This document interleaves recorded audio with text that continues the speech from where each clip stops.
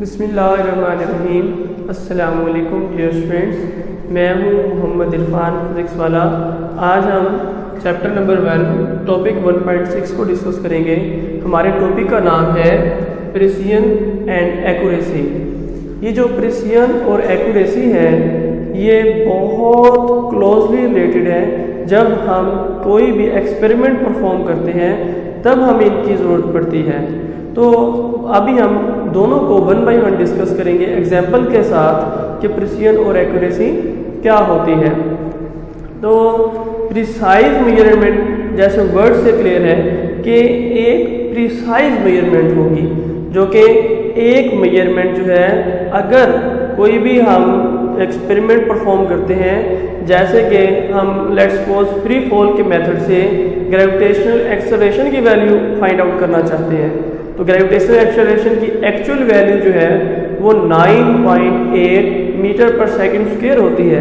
लेकिन जब हम एक्सपेरिमेंट परफॉर्म करते हैं अगर हमारी वैल्यू 9.1 मीटर पर सेकंड स्क्वायर आती है, दोबारा फिर एक्सपेरिमेंट परफॉर्म करते हैं, हमारी वैल्यू फिर यही रिपीट होती है।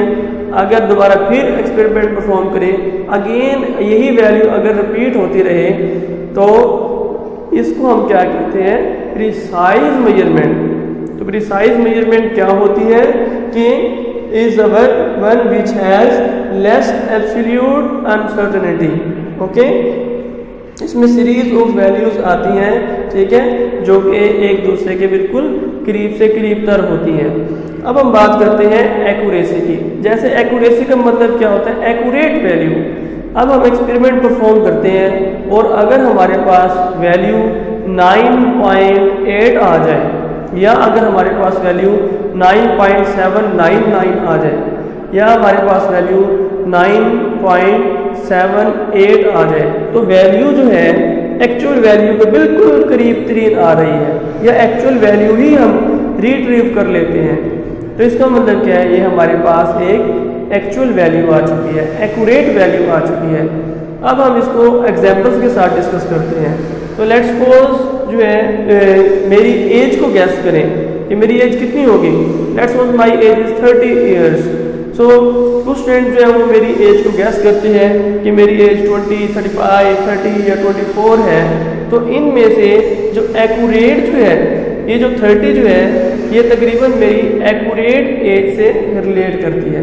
तो ये एक्चुअल वैल्यू से भी हम इसको कंपेयर कर सकते हैं। इसका मतलब क्या है, ये 30 जो है ये बार बार रिपीट नहीं की किसी भी स्टूडेंट ने, लेकिन ये प्रिसाइज नहीं है बल्कि ये एक एक्यूरेट वैल्यू है। अब सेकंड केस अगर हम डिस्कस करें जिसके अंदर 30 और 30 जो है 2 टाइम्स रिपीट हो रहा है, इसका मतलब क्या है, 30 जो है वो रिपीट भी हो रहा है, इसमें प्रिसिजन भी है और ये जो 30 एक्यूरेट वैल्यू भी है। तो इसका मतलब क्या है, ये प्रिसाइज मेजरमेंट भी है और एक्यूरेट मेजरमेंट भी है। अगर हम नेक्स्ट केस डिस्कस करें कि 4 जो है डिफरेंट वैल्यूज हैं, इसके अंदर 3 जो है 55, 55 और 55 है, इसका मतलब क्या है, एक ही वैल्यू बार बार रिपीट हो रही है, लेकिन ये वैल्यू एक्चुअल वैल्यू के बिल्कुल करीब तरीन भी नहीं है। इसका मतलब क्या है, ये जो 55 है ये जो है प्रिसाइज तो है लेकिन क्योंकि एक्चुअल वैल्यू को करीब भी नहीं है और ना ही एक्चुअल वैल्यू है, इसलिए ये एक्चुअल वैल्यू नहीं है। अब हम नेक्स्ट केस डिस्कस करते हैं। इसके अंदर 4 डिफरेंट वैल्यूज हैं, इनमें से कोई एक वैल्यू भी एक्चुअल वैल्यू के ना ही तो करीब है और ना ही कोई एक वैल्यू रिपीट हो रही है। इसका मतलब क्या है, it is not precise measurement and not accurate measurement.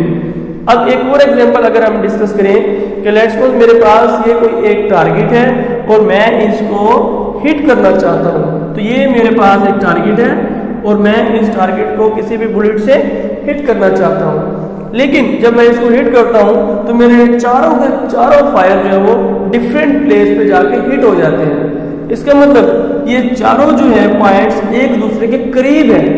तो ये प्रिसाइज मेजरमेंट तो है, लेकिन क्योंकि टारगेट के ऊपर कोई एक भी हिट नहीं हुआ, इसका मतलब it is not accurate value.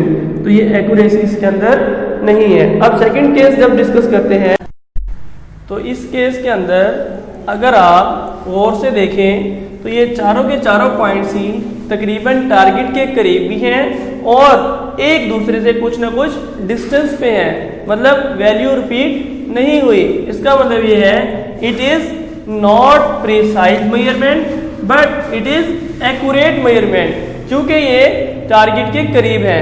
अगर हम नेक्स्ट पे बात करें तो ये चारों के चारों पॉइंट्स जो हैं इस हमारे मेन टारगेट से बहुत दूर है और कोई एक भी रिपीट नहीं हो रहा, मतलब बिल्कुल एक दूसरे के पास नहीं है और ना ही कोई एक भी टारगेट के करीब है। इसका मतलब ये है ये ना ही तो प्रिसाइज मेजरमेंट है और it is not accurate measurement.